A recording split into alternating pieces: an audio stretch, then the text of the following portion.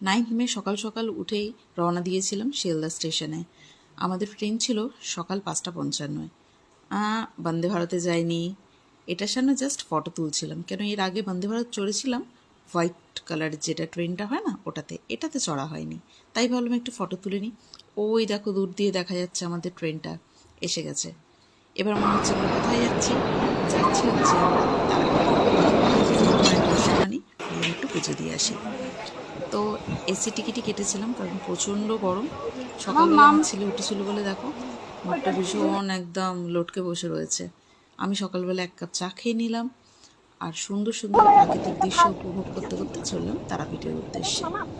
যেতে মাত্র সময় লেগেছিল 3.5 ঘন্টা। ট্রেনে আমার ছেলে আবার একটা বন্ধুও পাতি নিয়েছিল, তার সাথে ফটোই তুলে নিল। দেখো কথা বলতে বলতে পৌঁছে গেলাম আমরা রামপুরহাট স্টেশন। ওখান থেকে একটা অটো ধরে চলে গেলাম আমাদের কোন হোটেলে গেছিলাম, হোটেলে গেছিলাম হচ্ছে হোটেল লারিকাতে। এর ভিডিওটা পরে দিচ্ছি।